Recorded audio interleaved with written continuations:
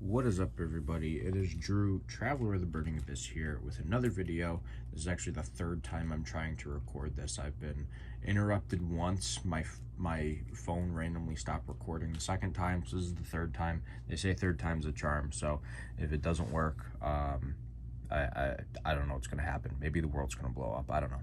But I did a poll on my channel like 2 days ago to see what deck profile I'd be doing next, and Altergeist was the winner. I've been waiting actually to do an Altergeist video, so I'm kind of glad that it won. I just wasn't sure what profile to post out of everything, so I'm glad that Altergeist won, because I've been meaning to do something with this deck for quite a while. I actually really enjoy playing this deck right now.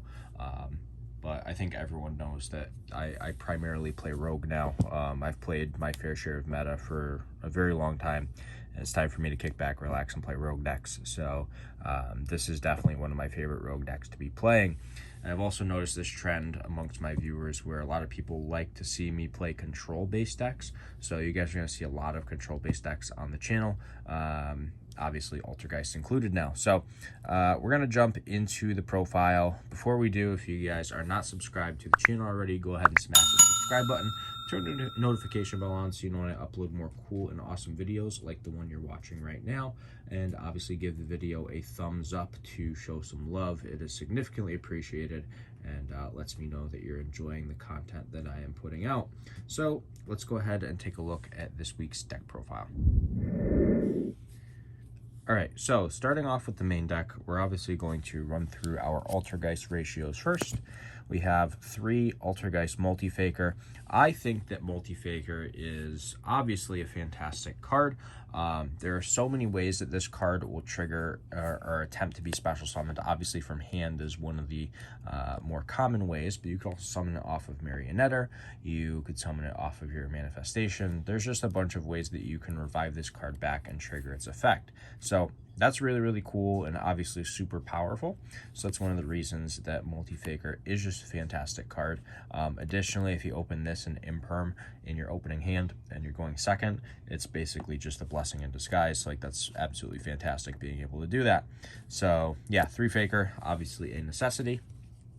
3 copies of Marionetter. I feel like this card gets a bad rap. If you have it like in your opening hand, there's a very long time where people are like, oh, I don't ever want to start with Marionetter in hand.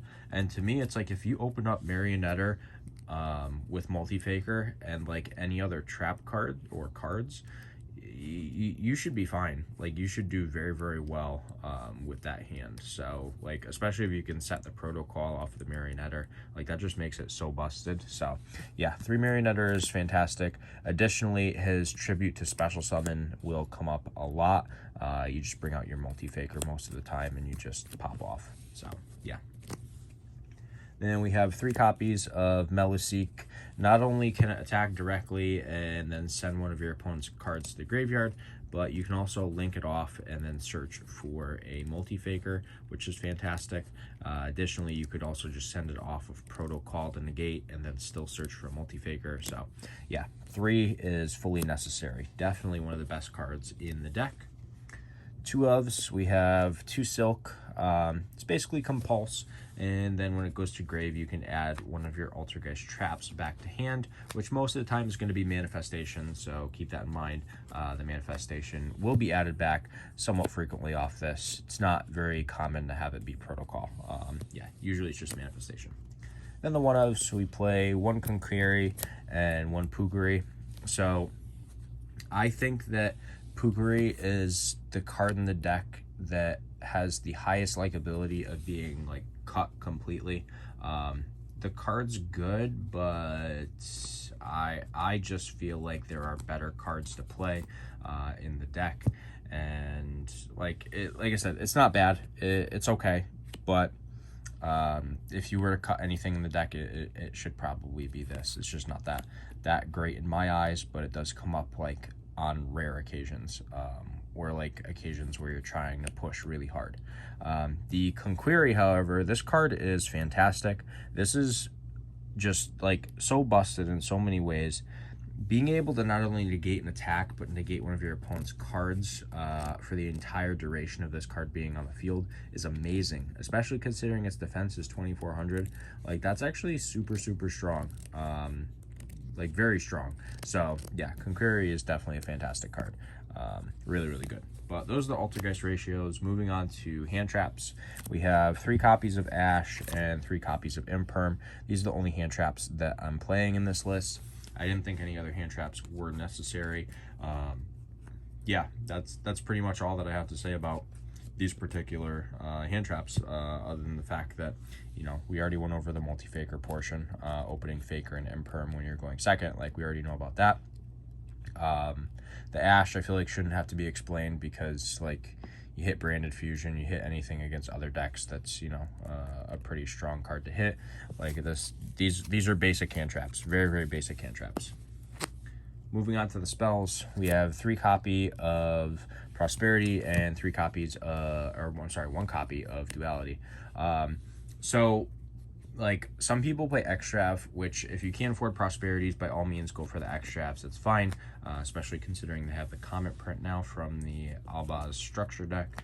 But my argument against Extrav is that, sure, you get to draw 2 cards, but you're also randomly banishing cards from your extra deck. I like to control what I have in my extra deck at all times, so Prosperity is better in that aspect.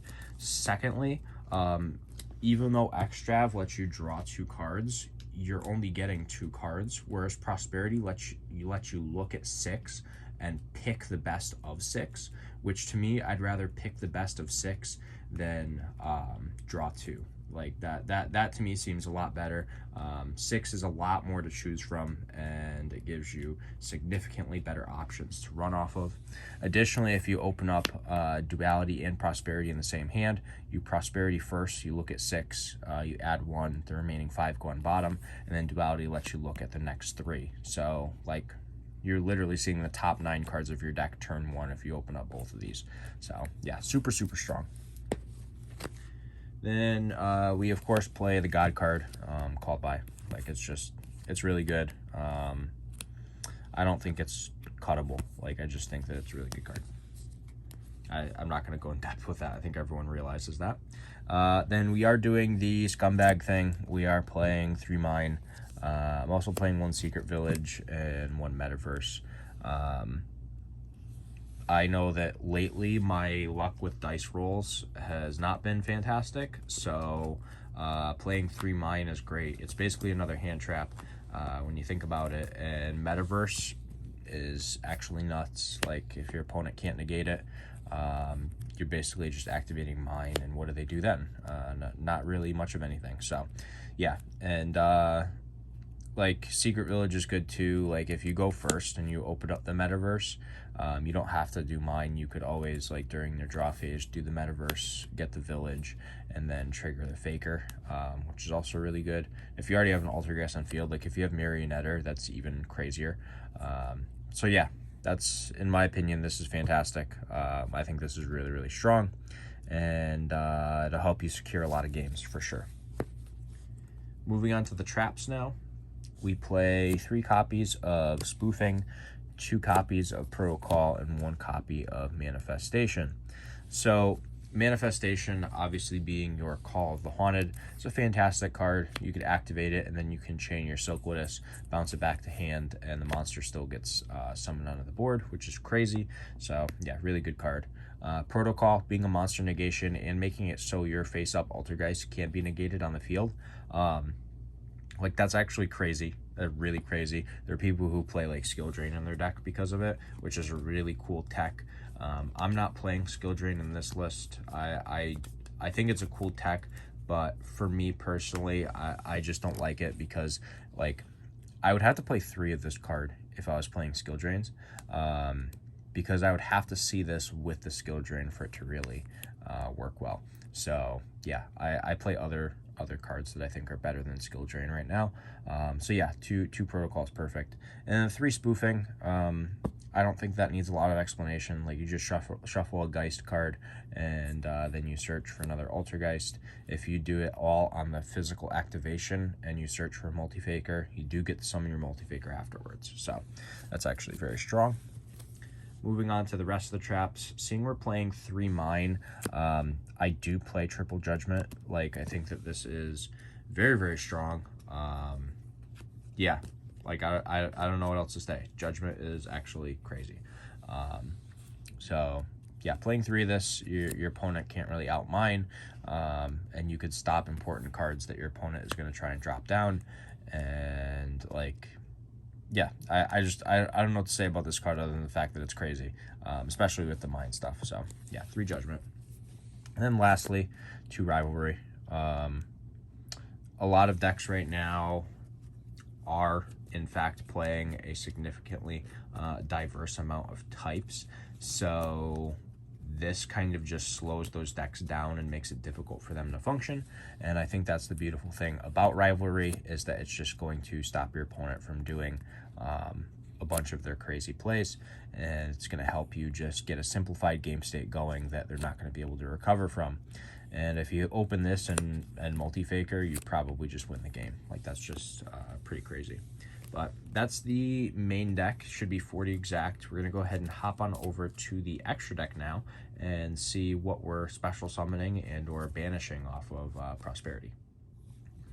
Alright, so it is now extra deck time. I feel like it's pretty obvious that we're playing 3 Hextia. Every single Geist list plays 3 Hextia. It's the best monster in your extra deck. It just does everything you want it to do, and it also gets a huge stat boost, which is really, really cool. So, yeah, 3 Hextia is fantastic. You know, and then the other part, which I'm just going to move this up so everyone can see here, you know, if this card is sent from field to graveyard, you can add 1 Altergeist card from your deck to your hand. So it's a spell trap negation. It gains stats for what it points to, and when it hits grave from field, you get to search for an Altergeist card. Like, that's absolutely nuts for a Link 2. Yeah, Hextia is just fantastic. Then I play 1 Prime Banshee. Prime Banshee is good, and it can definitely do some things, but it's not like the best card in the extra deck. But it is a good card. Like, definitely, I think playing 1 is perfect. You don't have to play more than 1 though. Then I play 2 copies of Memory Gant. You can banish 1 off Prosperity if you want. If you want to hold on to both, you can also hold on to both. But, like, under Rivalry, this is almost going to be like access code. He's just going to get a lot of attack, which is really crazy. So, yeah. And, like, I feel like this card art is also just really nice. Like, I feel like nobody appreciates this card art as much. The secret rare just kind of, like, foils really nice. Yeah. But the other cool thing about Memory Gant is that when it destroys a monster... by battle, you can destroy a monster your opponent controls, and if you do, he can make a 2nd attack. Like, that's actually really nuts. You're getting 2 attacks with a stat boosted monster. Like, that's pretty disgusting, I'm not gonna lie. And then if he's destroyed, you banish 1 monster from your graveyard instead. So, like, you just guard it from being destroyed. It's like it's being summoned with IP Masquerena as a link material. Like, that's actually insane. So yeah, Memory Gant is a fantastic card. Super good extra deck support for Altergeist. Then we played 2 copies of Link Kribo and 2 copies of Anima. Depending on whether or not you're going first or second will dictate which one you're going to be using more. On top of that, it's pretty important to note that you can banish 1 of each off of Prosperity and just play with the 1 copy. I also play Artemis because if you open up like Rivalry and Secret Village, you can link Meliseek to make this, and then you get Rivalry and Secret Village, and then you can Secret Village after you search for the Multifaker off the Meliseek, and now you have Meliseek, Silkwitous, Artemis, and Secret Village. So yeah, that's actually a disgusting combo. Then I actually play 2 copies of Dark. You can banish 1 off Prosperity, or if you're playing against a matchup that does play a significantly large amount of Dark cards, you could always just keep the 2. But yeah, this card is actually really busted, and one of the primary reasons that we play it is to go into Selene, because you just dark into Selene with whatever you summon, and then you can always Selene into access code. As long as you don't have Rivalry up, this card is going to be live every single time. If the Rivalry isn't up, like you're obviously going to be doing fantastic things, popping your opponent's board and swinging for big damage. If your Rivalry is up, you'll probably be going for different lines, such as something along the lines of your Memory Gant. So yeah, it's still a great card that you should definitely play. That, however, is the entirety of the extra deck. So we're going to hop on over to the side deck. I feel like we got some spice going on in there that we'll talk about. So let's go ahead and take a look at how we counter the meta. Okay, so as you can see already, we have a very interesting card right on top of our side deck, and that is G'Darla. So we are playing 3 copies of G'Darla. Now, I know everyone's like, huh, well, Gamseal is much lesser of an attack. Yeah, it's a 500 point difference. That's a decent amount, which is true. However, G'Darla gets over your opponent's barrier statue stuff when you're playing against Fluandereeze. And then you can always imperm afterwards one of their other cards if they have another card on board. And then you just go multi-faker, and then you just keep playing the game. So yeah, it's actually really sweet playing G'Darla. Like, this card is nuts. And you could play it against other combo decks too and just tribute one of their negations. And tributing a negation is fantastic. It doesn't waste your normal summon. It's just a special summon. And then you can start your plays. So yeah, I think that 3 G'Darla is a pretty cool side deck option. Then I'm playing 3 copies of Lightning Storm. You could play Cosmics if you want to, but like, my thought process is that this is not only good against back row decks, it's also good against combo decks, because I can bait out a negation, and there aren't a lot of spell trap negations right now. There's some, but there's not like a ridiculous amount. So if you can bait out one and then you can just go through your plays, like, that's actually really crazy. So yeah, I think 3 Lightning Storms actually super strong. Then I play the other 2 Village, and I play 1 Terraforming. So, like, if I'm going first, obviously I'm going to side this in with the Secret Villages and pull out the 3 copies of mine. However, if I know I'm going second, I might still side in the Terraforming, just so I could see mine a little more easily, and I would take out, like, the Secret Village if I was going second. Yeah, it's just more ways to secure whatever field spell you're looking for. So yeah, I think that's actually pretty cool. Then more board breakers, 3 copies of Evenly. Good against back row decks, good against combo decks. Fantastic against, like, Branded Despia. Like, that's actually really crazy. So yeah, Evenly is actually the nuts, in case nobody knew. Like, having this plus multi-faker also is crazy.